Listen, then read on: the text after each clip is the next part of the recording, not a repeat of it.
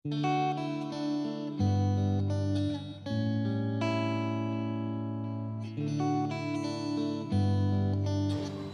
वालेकुम everyone, welcome back to my YouTube channel. मैं ठीक हूँ, उम्मीद है आप सब भी ठीक होंगे। अगर आप मेरे यूट्यूब चैनल पर नए हैं तो चैनल को सब्सक्राइब करना और बेल आइकन को प्रेस करना ना भूलें, ताकि जब भी हमारी कहानी का कोई न्यू एपिसोड आए तो आप देखना ना भूलें। तो चलिए स्टार्ट करते हैं हमारी नॉवल होके मजबूर का एपिसोड 5, लास्ट एपिसोड। होके मजबूर एपिसोड 5, लास्ट एपिसोड। उसने पीछे मुड़कर खिड़की को देखा। काश हमेशा की तरह ये आज भी अचानक खुल जाए। उसके अंदर शिद्दत से ख्वाहिश जागी। तभी किसी ने अंदर से खिड़की के दोनों पट बाहर धकेले। उसे नहीं याद कभी किसी ने उसे बिठाकर बताया था या नहीं, लेकिन होश संभालते ही वो जानता था जिन्हें वो अम्मी अब्बू कहता है वो असल में उसके खाला खालू हैं। फिर उससे छोटा हस्सान और सबसे छोटी रोशन के साथ उसे कभी अपने उनसे अलग होने का एहसास नहीं हुआ था। उसकी हैसियत घर के बड़े बेटे की थी। बाजी हस्सान रोशन और उसकी मोहब्बत मिसाली थी। उसके वालिद की उसकी पैदाइश के कुछ महीने बाद ही सड़क हादसे में मौत हो गई थी और 1.5 साल बाद माँ दूसरी शादी करके बाहर मुल्क चली गई थी। अब्बू उसके वालिद के जिगरी दोस्त थे और वो दोस्त की अमानत पर बड़ी ईमानदारी से बाप बनकर मोहब्बत निछावर कर रहे थे। अब्बू स्कूल में पढ़ाते थे। अम्मी घरेलू औरत थीं। उनका मीडियम घराना अपनी परेशानी और लिमिट की आमदनी के साथ खुशहाल था। उसने ग्रेजुएशन के बाद अपनी पढ़ाई का शौक पूरा करते हुए खुद को कोचिंग सेंटर से लेकर कोई छोटी मोटी पार्ट टाइम नौकरी में उलझा रखा था। एमएससी के बाद अब वो पीएचडी की तैयारी कर रहा था। बाजी की शादी हो चुकी थी। हस्सान कंप्यूटर इंजीनियरिंग कर रहा था। रोशन अभी स्कूल में थी। एक दिन अचानक सामिया फ़ोन लिए उसके पास आई। अली, सादिया तुमसे बात करना चाहती है। कौन? वो सामने खुली मोटी सी किताब में हाइलाइटर से लाइन खींच रहा था। सादिया। सामिया ने दबी आवाज़ में कहा तो वो सर उठाकर उन्हें देखने लगा। तुम्हारी अम्मी बेटा। उसे ये 3 लफ्ज़ बड़े अजीब लगे। उसने नहीं में सर हिलाया। सामिया ने आंख के इशारे से जिद करते हुए फ़ोन उसके सामने किया। अब कि उसने ठोस अंदाज में इनकार में सर हिलाया। सामिया उसे घूरते हुए दरवाजे की तरफ बढ़ गई। वो झिझक रहा है सादिया, पहली बार है ना, इसीलिए। नहीं नहीं, तुम फिक्र ना करो, मैं उससे बात करती हूँ, फिर तुम्हारी बात करवाती हूँ। अब ये क्या? उसने हाइलाइटर मेज़ पर रखा। रात में सामिया उसके पास आई तो उसका शदीद रिएक्शन देखकर हैरान रह गई। अम्मी प्लीज़ उसे इशू ना बनाएं। अब तक जैसे चल रहा था सब वैसे ही रहने दें। कैसी बातें कर रहे हो अली? माँ है वो तुम्हारी और मेरी माँ आप हैं। वो तो हूँ बेटा, लेकिन ये हकीकत तो नहीं बदल सकती ना।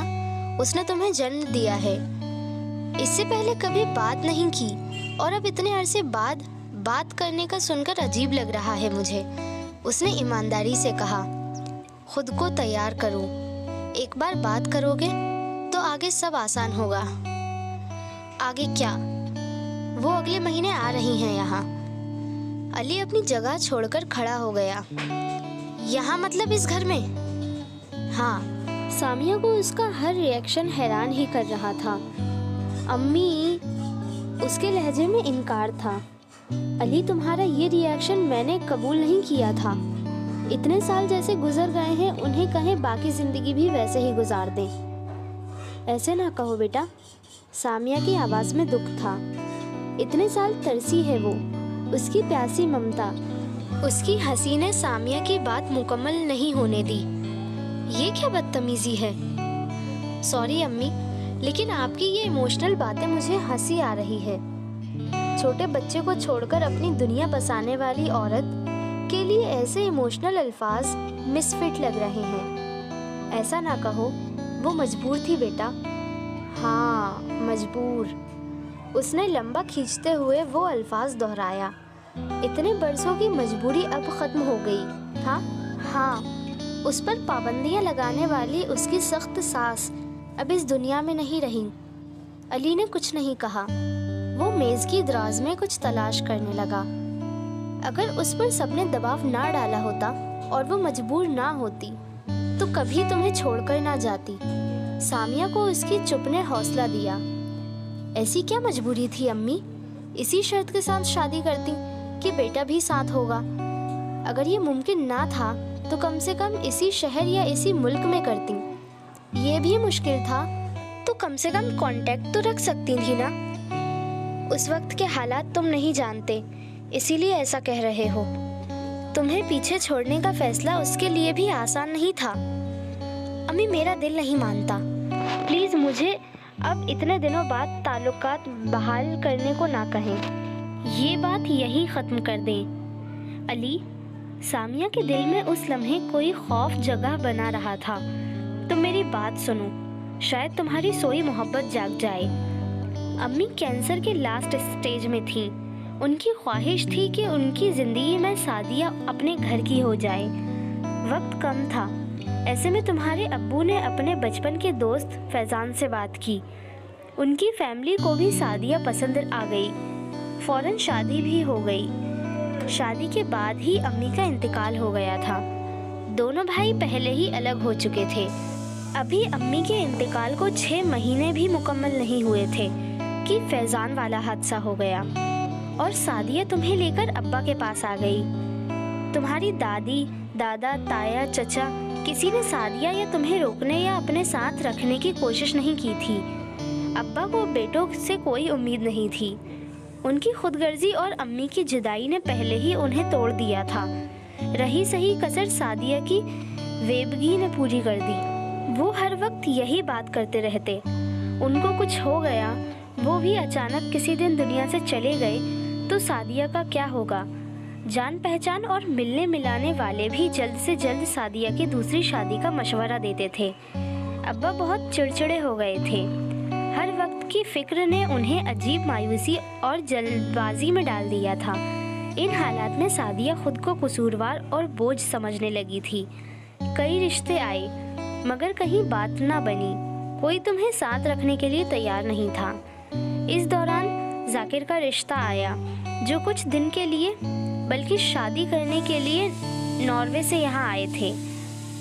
طلاق یافتہ ذاکر کی ماں اس شادی پر تیار تھیں مگر شرط وہی کہ صرف سعدیہ ان کے ساتھ جائے گی۔ یہ رشتہ ہر لحاظ سے اچھا تھا۔ تب تمہارے ابو نے کہا کہ ان کے دوست کا بیٹا ان کے پاس رہے گا۔ سعدیہ تمہیں چھوڑنے کو تیار نہیں تھی۔ ہم نے اسے ہر طرح سے اطمینان دلایا، وعدے کیے، قسمیں کھائیں، تب کہیں جا کر اس نے شادی کے لیے حامی بھری۔ وہ آگے انتظار کر سکتی تھیں، کوئی نہ کوئی مجھے ساتھ رکھنے پر تیار ہو ہی جاتا۔ دوسرا، وہ یہاں سے جانے کے بعد بھی مجھ سے رابطہ رکھ سکتی تھیں۔ اتنی لمبی خاموشی کی وجہ ان کی مرضی کے علاوہ اور کچھ نہیں۔ اس کی مرضی نہیں علی، یہ اس کی ساس کا حکم تھا۔ تم ہمارے سماج میں عورتوں کی مجبوریاں نہیں سمجھ سکتے۔ اپنی مرضی کے خلاف سمجھوتے والے، دل پر پتھر رکھ کر کیے گئے فیصلے سے پہلے وہ کس کانٹے بھرے راستے سے گزرتی ہے، یہ اس عورت کے علاوہ کوئی اور نہیں سمجھ سکتا۔ اس کے اپنے اور پھر یہ دنیا اسے اس کنارے تک دھکیل دیتی ہے کہ خود کو گرنے سے بچانے کے لیے اسے جو ملے وہ تھامنا ہی پڑتا ہے۔ عورت کے آس پاس کوئی مضبوط سہارا نہ ہو تو تنکے کو تھام لینا مجبوری ہوتی ہے، اور پھر وہ تنکا چھوٹ نہ جائے، یہ ساری زندگی کی کوشش۔ میں سب مان بھی لوں تو مجھ سے رابطہ نہ رکھنے والی کوئی مجبوری نہیں تھی۔ وہ اپنی زندگی میں مگن اور خوش تھیں، میں اپنی دنیا میں خوش ہوں، اسے یوں ہی چلنے دیں۔ میری اپنی فیملی ہے، مجھے اب کسی کی ضرورت نہیں۔ آپ سب میرے لیے کافی سے بہت زیادہ ہیں۔ علی، سامیہ نے اس کا ہاتھ تھاما۔ میرے بچے، یہ سب اس کے لیے آسان نہیں تھا۔ اس کی ساس کی یہ پابندی بڑی کڑی تھی، جو 2 بچوں کے بعد بھی وہ اسے توڑ نہ سکی۔ اب ساس کی موت کے بعد اس نے یہ ہمت کی ہے۔ اس کی ممتا بہت آزمائشوں سے گزری ہے، اور زیادہ نہ تڑپاؤ اسے۔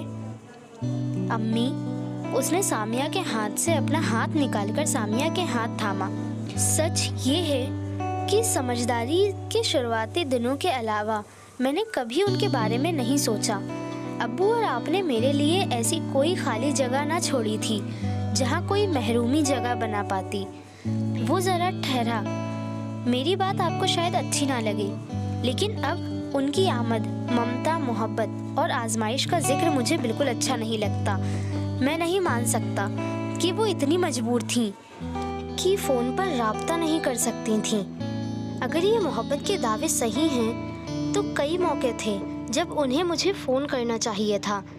इतने साल वो अपनी ज़िंदगी में मगन थीं, उन्हें मेरी फ़िक्र थी न मैं याद था। अब वो इतने दिनों बाद कुछ दिन के लिए आ रही हैं तो जाहिर है मुझसे सामना भी होगा ही। उसके लिए इतना माहौल बनाने की कोशिश हो रही है ताकि मैं... अली, सामिया ने अपना हाथ उसके हाथ से छुड़ाया। बहुत गलत सोच रहे हो तुम। वो नाराज़ हो गईं। आपके लिए गलत सही, लेकिन मेरा अंदाज़ा यही है कि उन्होंने अपनी मर्ज़ी से सब जानते बूझते मुझे छोड़ा था और खुदा ने मुझे वो अच्छा बदला दिया कि मैं सिर्फ़ और सिर्फ आपका शुक्रगुजार और एहसानमंद हूँ। मुझे किसी से कोई शिकायत नहीं, उनसे भी नहीं, लेकिन वो इस सच्चाई को किसी जज्बाती कहानी में ढालकर अब ट्रेजेडी क्वीन बनकर मेरी हमदर्दी या मोहब्बत कुछ हासिल नहीं कर सकती। ये बड़ी सतही अप्रोच है। जो किया था अब उसी सच को फेस करें, उसे ट्विस्ट ना करें। मेरा दिल ये मानने को तैयार नहीं है। वो जब से अब तक इस कदर मजबूर थी कि फ़ोन तक नहीं किया कभी। आप जान लें और उन्हें भी समझा दें, मुझे उनसे नहीं मिलना। मेरी ज़िंदगी में उनकी गुंजाइश नहीं। वो जितने दिन यहाँ रहेंगी मैं कहीं और रह लूँगा। वो आगे बहस से बचने के लिए उठकर कमरे से और फिर घर से ही बाहर चला गया। पीछे सामिया आवाज़ देती रह गई। हकीकत में उसने सादिया के बारे में अच्छा या बुरा कभी कुछ नहीं सोचा था, मगर अब उनकी आमद और फिर सामिया की बातों ने उसे अपनी जन्म देने वाली माँ से बददिल कर दिया था। मजबूरी की ये दास्तान उसे झूठी और बहाना ही लगी थी। सामिया ने शौहर की मदद लेना चाही, मगर इस मामले में आदिल ने बेटे की मर्जी पर सब छोड़ दिया था। वो उस पर किसी तरह का दबाव नहीं डालना चाहते थे। सामिया बहन की तड़प और दर्द जानती थी, इसीलिए उन्होंने अपनी कोशिश जारी रखी। उठते बैठते आते जाते वो सादिया की बातें करती रहती। उनकी इस मुस्तकिल मिजाजी पर उसने सादिया के आने से 2 दिन पहले ही घर छोड़ दिया। 1.5 महीने के लिए कोचिंग सेंटर में अपने लिए टेम्परेरी जगह की तलाश के दौरान उसे अल्ताफ़ के ज़रिए जो बंदा मिला, उसे इतने ही वक्त के लिए किसी छोटे शहर के स्कूल में साइंस और मैथ्स पढ़ाने जाना था। उसने उसके साथ अपनी जगह बदल ली। उसका अता पता सिर्फ आदिल के इल्म में था।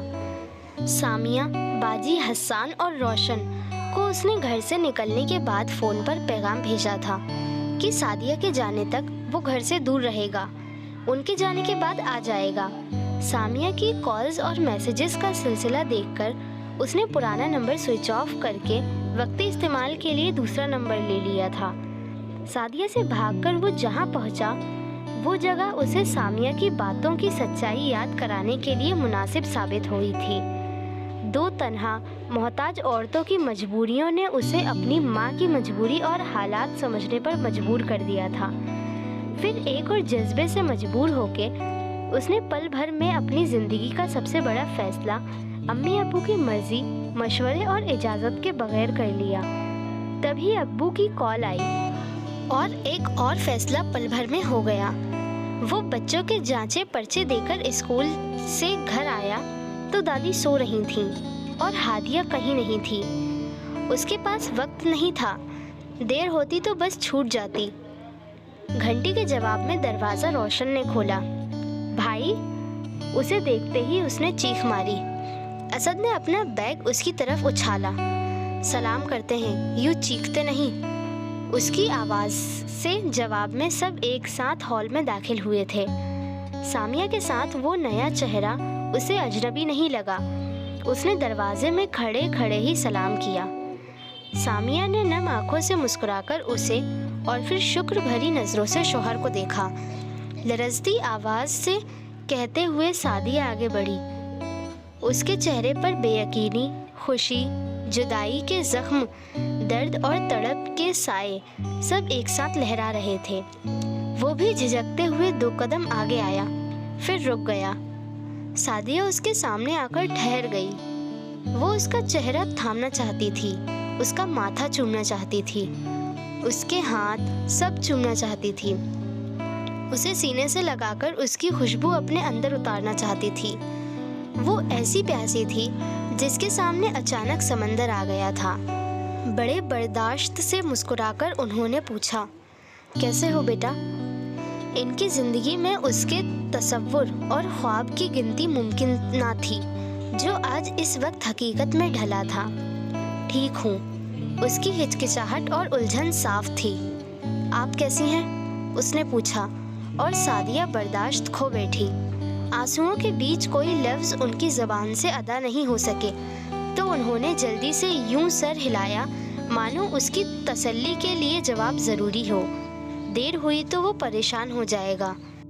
अचानक उन्होंने दोनों बाजू ऊपर करते हुए रिक्वेस्ट और सवाल करती नज़रों से उसे देखा। मुझे गले लगाने के लिए ये मुझसे इजाज़त मांग रही हैं। जाने कहाँ से उसके हलक में नमकीन पानी उतरने लगा। उसमें ज़रा सी जुम्बिश हुई और सादिया लपकी। अगले पल वो उससे लिपटकर रो रही थी। माँ बेटे के मिलन पर कमरे में मौजूद हर आंख में नमी थी। वो तन्हा ही आई थी। नॉर्वे में अपने शौहर की तबीयत ख़राब होने की वजह से तय फ्लाइट से वापसी कैंसिल करके वो आज रात ही वापस जा रही थी। वो किसी का फ़ोन नहीं उठा रहा था, न किसी के मैसेजेस देख रहा था। थक हार कर सामिया ने शौहर से एक आखिरी कोशिश करने की इल्तिजा की थी। आदिल ने अब भी उसे आने को नहीं कहा था, बस खबर दी थी कि वो जा रही हैं, और वो इस कॉल के 40 मिनट बाद ही घर आने के लिए बस में सवार हो चुका था। वो पहुंचा तब सब एयरपोर्ट के लिए निकलने को तैयार थे। कुछ देर की इस मुलाकात ने सादिया के सफ़र को बर्बाद होने से बचा लिया था। जब उसने अपना फ़ोन नंबर सादिया को दिया तो सामिया के दिल में सुकून और फ़ख्र एक साथ उतरा था। एक जुदाई का सफ़र ख़त्म हुआ था, एक नई दास्तान की शुरुआत हुई थी। 2 किरदार मोहब्बत की अनोखी कहानी लिखने वाले थे। चौड़े फ्रेम पर कोहनियाँ टिकाकर असद आगे झुका। वो एक बार फिर सांस लेना भूल गई थी। आज सरदर्द नहीं है, सब कह दो। वो मुस्कुरा रहा था, मगर हादिया यूं ही दुपट्टा हाथों में थामे गर्दन मोड़े उसे तक रही थी। वो पल भर पहले मांगी दुआ की कबूलियत पर बेयकीन सी थी। सिर्फ वहाँ नहीं, उसकी शहादत उंगली का रुख दुपट्टे के दाग की तरफ था। कुछ कमी यहाँ भी रह गई थी। उसने अपनी कलाई की तरफ इशारा किया। हादिया ने होश में आकर दुपट्टे का सिरा कंधे पर डाला, गर्दन सीधी की और फौरन हथेलियां रुखसार पर फेरकर उन्हें खुश्क किया। ये नंबर भी शायद आज ही देखा, यानी उन 2-3 दिनों में। उसने ज़रा सा वक्त लिया। मुझे खूब गालियाँ दी गई होंगी, मैं गालियाँ नहीं देती। उसने नीचे रखा कप उठाया और खड़ी हुई। कमीना तो मैंने अपने कानों से सुना है। वो कोहनियाँ हटाकर सीधा हुआ। मुझे दादी बुला रही हैं। अब वो भागना चाहती थी, बड़े नाजुक लम्हे में जो पकड़ी गई थी। मैं उनके कहने पर ही बुलाने आया हूँ। वो वहीं से सारी बातें कर रहा था। आज वाकई मेहमान बनकर आया हूँ और कुछ ख़ास मेहमानों को भी साथ लाया हूँ। हादिया हैरान सी पूरी खिड़की की तरफ घूम गई। उसके ख्याल से तो आज खाला आने वाली थी। प्रिंसिपल साहब ने दादी के सामने 3rd ऑप्शन तो उसी दिन पेश कर दिया था, मगर लगता है यह बेखबरी में किसी ने अपनी नेकियां कम कर ली। आज वो बस काम की बात करने वाला बेपरवाह सा टेम्परेरी किराएदार नहीं था। मुस्कुराहट के साथ इस चेहरे पर हमेशा खिंची रहने वाली तनाव की धुंधली सी परछाई अब गायब थी। असद के बदलते रंग ने उसे अपने ख्याल का एहसास कराया। वो जाने लगी थी कि उसने कहा, ये भी ले जाओ। उसने दाईं तरफ झुककर हाथ आगे बढ़ाया। जब वो सीधा हुआ तो हाथ में प्लेट थी, डिस्प्रिन और रुई वाली प्लेट। हादिया ने आगे आकर प्लेट थामी, लेकिन असद ने अपना हाथ नहीं हटाया। वैसे पायल की छन छन, तेज नमक मिर्च और ये डिस्प्रिन और रुई बिल्कुल उलट रवैये हैं। मैंने सिर्फ कहा था, किया तो कुछ नहीं ना। उसने प्लेट हल्के से खींची और जो किया वहाँ कुछ कहने की ज़रूरत ही नहीं रखी। उसकी हल्की सी मुस्कुराहट बड़ी दिलकश थी। ये तो उस पर भी फिट बैठता था, मगर हादिया कह नहीं सकी। ये आप ही ले आए। उसने प्लेट से हाथ हटा लिया और सबने पूछा ये क्या और क्यों, तो उनसे क्या कहूँ, तो फिर मुझे दे दें। उसने फिर प्लेट थामी। असद ने प्लेट अपनी तरफ खींची, वो भी आगे आ गई। मेरे यहाँ ऐसी खिड़की या कथारसिस बॉक्स जैसी जगह नहीं है। वो यूं रुका कि हादिया उसे देखने लगी। गुजारा हो सकेगा? वो हाँ सुनने का ख्वाहिशमंद था। हादिया का जवाब भी वही था, मगर इस वक्त हया, झिझक और उसकी नजरें उसे ज़बान तक लाने में रोक रही थीं। दिया, दादी की पुकार पर उसने प्लेट छीनकर हमेशा की तरह दौड़ लगाई थी। मैं बिल्कुल ठीक हूँ दादी। फ़ोन रखने से पहले दादी ने एक बार फिर पहला सवाल दोहराया।